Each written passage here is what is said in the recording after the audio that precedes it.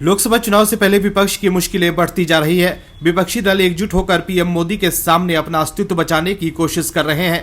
विपक्षी दलों को भी मालूम है कि पीएम मोदी की मजबूत छवि के सामने उनकी हार तो तय है, लेकिन एकजुट होने से कहीं इज्जत बच जाए।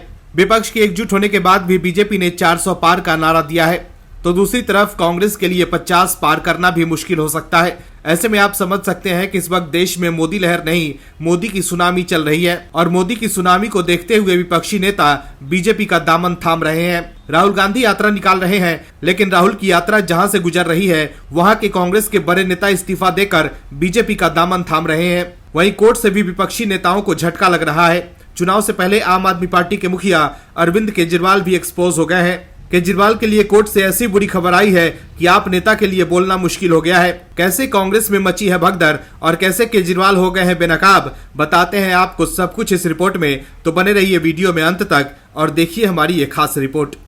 दोस्तों, कांग्रेस ने भारत जोड़ो न्याय यात्रा निकाली है लोकसभा चुनाव से पहले पार्टी को मजबूत करने के लिए और राहुल गांधी को लॉन्च करने के लिए। लेकिन कांग्रेस की बदकिस्मती का आलम यह है कि जहां जहां से ये यात्रा गुजर रही है वहां वहां पार्टी मजबूत होने की बजाय टूटती जा रही है। कांग्रेस ही नहीं टूट रही बल्कि इंडी गठबंधन की भी राजनीतिक हवा खराब होती जा रही है, क्योंकि इसके पीछे बड़ा कारण भी है। राहुल की यात्रा से लोगों को उम्मीद थी कि राहुल गांधी आम जनता के बेहतर भविष्य के लिए ब्लूप्रिंट रखेंगे, लेकिन ऐसा कुछ भी नहीं हुआ है। राहुल गांधी पीएम मोदी की मजबूत राजनीतिक छवि को देखकर कुंठा से इस तरह से ग्रसित हो गए हैं कि वो अपनी यात्रा के दौरान सिर्फ पीएम मोदी पर हमलावर हैं। उनकी यात्रा में आम जनमानस तो छोड़िए, उनकी पार्टी के तमाम नेताओं को पार्टी और जनता के बेहतर भविष्य की कोई झलक नहीं मिल पा रही है, जिसके कारण से भारत जोड़ो न्याय यात्रा जिन जिन राज्यों से गुजर रही है वहां पहले यह यात्रा के गुजरने के बाद लोग दल ही छोड़कर भाग जा रहे हैं। राहुल की यात्रा से कांग्रेस और इंडी गठबंधन को फायदा हो या ना हो, लेकिन बीजेपी को खूब फायदा मिल रहा है। चाहे असम हो या महाराष्ट्र, कांग्रेस के दिग्गज बीजेपी या एनडीए गठबंधन के किसी दूसरे दल का हिस्सा बनते जा रहे हैं। अब इसमें एक और राज्य का नाम जुड़ गया है। दोस्तों, राहुल की यात्रा पूर्वोत्तर में जिस अरुणाचल प्रदेश से होकर गुजरी थी, महज एक दिन की यात्रा का असर ऐसा हुआ कि कांग्रेस पार्टी के आधे विधायक टूटकर पार्टी से अलग हो गए और बीजेपी में शामिल हो गए। खास बात यह है कि अरुणाचल प्रदेश की विधानसभा में 60 सीटें हैं। इनमें से अब कांग्रेस के पास सिर्फ 2 विधायक ही बचे हैं और विपक्ष में कुल मिलाकर सिर्फ 3 विधायक। बाकी सभी विधायक सत्ता पक्ष में हैं, जिसमें से 2 निर्दलीय विधायक भी हैं। नहीं समझे ना? दरअसल अरुणाचल प्रदेश में जब साल 2019 में विधानसभा चुनाव हुए थे तो बीजेपी ने 41 सीटें जीती थी और 2/3 बहुमत से सरकार बनाई थी। इसके साथ ही जेडीयू ने 7 सीटें जीती थी। नेशनल पीपल्स पार्टी ने 5 विधानसभा सीटें जीती थी तो कांग्रेस ने 4 सीटें। वहीं पीपल्स पार्टी ऑफ अरुणाचल ने भी 1 सीट जीती थी। इसके अलावा 2 निर्दलीय विधायक थे। इसके बाद अरुणाचल में जेडीयू के सभी विधायक बीजेपी में शामिल हो गए थे। पीपल्स पार्टी का विधायक भी बीजेपी में शामिल हो गया था। एनपीपी वैसे भी एनडीए का हिस्सा है। ऐसे में कांग्रेस के 4 विधायक ही विपक्ष में बैठे थे। एक निर्दलीय विधायक बाद में टीएमसी में शामिल हो गए थे। कुल 5 विपक्षी विधायकों वाली अरुणाचल प्रदेश में अब कांग्रेस के 2 ही विधायक बचे हैं, तो टीएमसी का 1, बाकी के 2 निर्दलीय विधायक सरकार को समर्थन दे रहे हैं। इस तरह से राहुल गांधी ने जिस तरह अरुणाचल प्रदेश में अपनी न्याय यात्रा एक दिन निकाली, उस अरुणाचल प्रदेश में पार्टी के आधे विधायक ही बागी हो गए और वो बीजेपी में शामिल हो गए। तो देखा आपने कैसे राहुल गांधी की यात्रा के बीच भगदड़ मच गई है। राहुल गांधी अपने नेताओं को पार्टी के साथ जोड़कर नहीं रख पा रहे हैं, तो वो लोगों को कांग्रेस के साथ कैसे जोड़ पाएंगे? दोस्तों, भारत के लोकतंत्र को लोकतंत्र की जननी कहा जाता है। भारत के लोकतंत्र ने हमेशा से तार्किक राजनीति को अपनाया है, लेकिन आज के समकालीन राजनीति में हालात ऐसे हो गए हैं कि विपक्ष के कई नेता सिर्फ तथ्य विहीन राजनीति करके ही अपनी राजनीतिक गाड़ी को आगे ले जाना चाहते हैं, जिसमें कहीं ना कहीं सबसे पहला नाम कथित तौर पर दिल्ली के मुखिया और आपके संयोजक अरविंद केजरीवाल का है। अरविंद केजरीवाल जब सत्ता के लिए संघर्ष कर रहे थे तब भी वह नेताओं के ऊपर बड़े ही नाटकीय अंदाज में आरोप लगाते थे, और अब आज जब वह सत्ता में है तो वो भी बिना तथ्य जांचे भ्रामक खबरों को आगे बढ़ाने का काम कर रहे हैं। दिल्ली के मुखिया अरविंद केजरीवाल इसी कारण सुप्रीम कोर्ट की चौखट पर खड़े हैं और जिम्मेवार पद पर होकर भ्रम फैलाकर किसी की सार्वजनिक छवि को धूमिल करने के लिए माफी मांग रहे हैं। उन्हें पता है अगर माफी नहीं मांगी और सजा मुकर्रर हो गई तो कहीं उन्हें जेल की हवा न खानी पड़ जाए और मुख्यमंत्री का पद न चला जाए।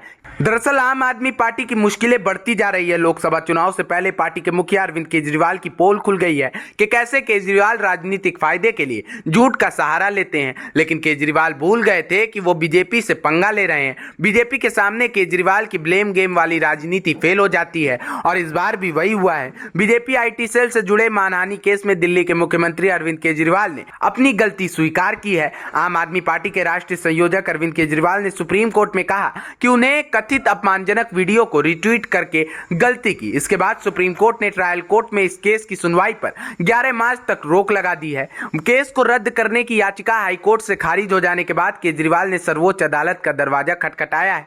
केजरीवाल की ओर से पेश वरिष्ठ वकील अभिषेक सिंघवी ने कहा है कि मैं इतना कह सकता हूं कि मैंने रिट्वीट करके गलती की। जस्टिस संजीव खन्ना और जस्टिस दीपांकर दत्ता की पीठ ने दिल्ली हाईकोर्ट के आदेश को चुनौती देने वाली केजरीवाल की याचिका पर नोटिस जारी किए बिना ही शिकायतकर्ता से पूछा कि क्या वो मुख्यमंत्री की माफी के बाद इस मामले को बंद करना चाहते हैं। मामला 2018 का है। दिल्ली के मुख्यमंत्री ने यूट्यूबर ध्रुव राठी का एक video social media platform x पर रिट्वीट किया था। Social media page I support Narendra Modi के फाउंडर विकास सत्यक्रियानंद ने केजरीवाल के खिलाफ मानहानि का केस किया था। उन्होंने दावा किया कि राठी ने एक वीडियो में उन पर अपमानजनक आरोप लगाए थे और दिल्ली के मुख्यमंत्री अरविंद केजरीवाल ने बिना तथ्यों को परखे वीडियो को शेयर किया। विकास ने कहा कि इससे उनकी छवि को ठेस पहुंची है। वहीं अब इस मामले में केजरीवाल की पोल खुल गई है कि कैसे केजरीवाल बिना सबूत के ही किसी पर भी कोई भी आरोप लगा देते हैं। इससे पहले भी झूठे आरोप लगाने की वजह से केजरीवाल बीजेपी के नेताओं से माफी मांग चुके हैं।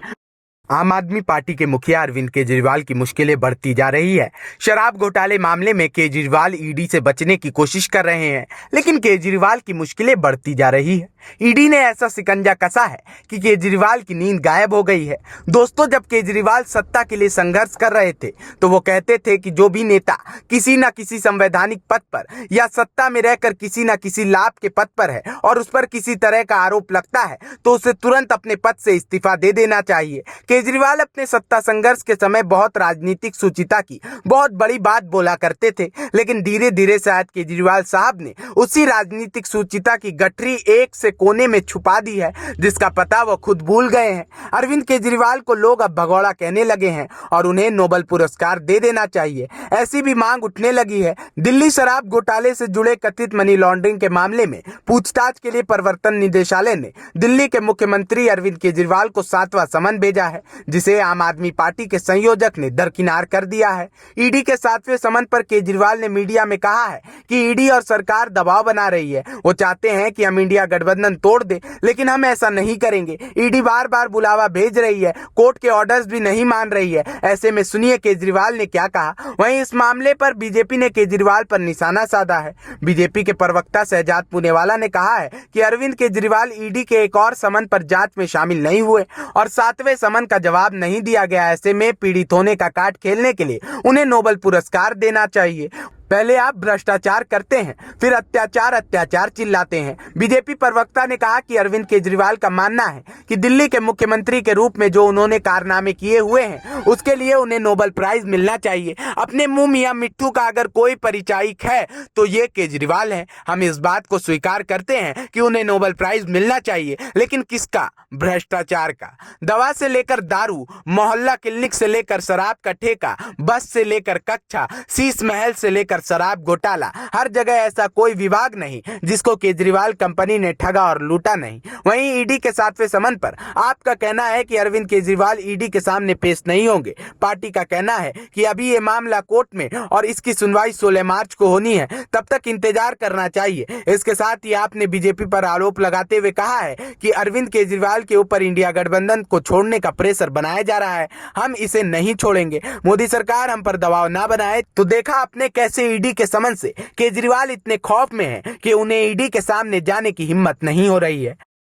दोस्तों, लोकसभा चुनाव के लिए आप और कांग्रेस में रिश्ता तय हो गया है। पीएम मोदी का खौफ ऐसा कि तमाम गांठें होते हुए भी कांग्रेस और आप एक साथ आ गई है। राजनीतिक महत्वाकांक्षा, स्वार्थ और राजनीतिक मौकापरस्ती की ऐसी गांठ की राजनीतिक हांडी चढ़ाई है जो दोनों ही दलों के राजनीतिक सिद्धांतों पर तमाम सवाल खड़े कर रही है।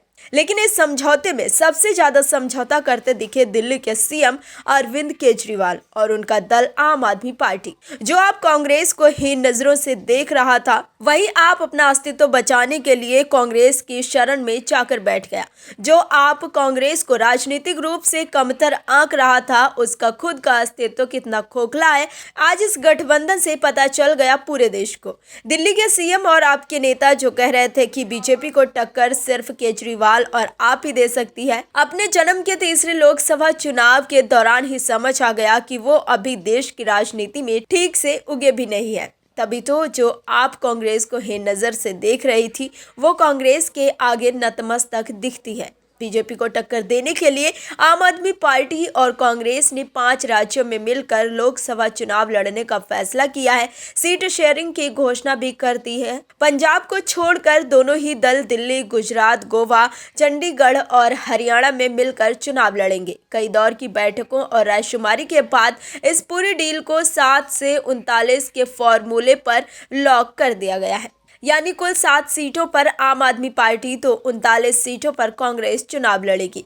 इस डील को तय करने में दोनों ही पार्टियां काफी लचीला रुख अपनाती नजर आई। दिल्ली में कांग्रेस को 1 के बजाय 3 सीटें देकर और चंडीगढ़, गोवा में अपनी उम्मीदवारी वापस लेकर जहां आप अपने स्टैंड से 2 कदम पीछे हटी, तो वहीं गुजरात की भरूच सीट केजरीवाल के हवाले कर कांग्रेस ने भी बड़ा दिल दिखाया। मकसद केवल एक था, किसी भी हालत में इस गठबंधन को कामयाब करना। आइए जानते हैं इस पूरी डील की इनसाइड स्टोरी क्या है। दिल्ली में आम आदमी पार्टी 4 और कांग्रेस 3 सीटों पर चुनाव लड़ेगी। आप दक्षिणी दिल्ली, पश्चिमी दिल्ली, पूर्वी दिल्ली और नई दिल्ली लोकसभा सीट पर उम्मीदवार उतारेगी, जबकि कांग्रेस चांदनी चौक, उत्तर पश्चिम दिल्ली और उत्तर पूर्वी दिल्ली सीट पर चुनाव लड़ेगी।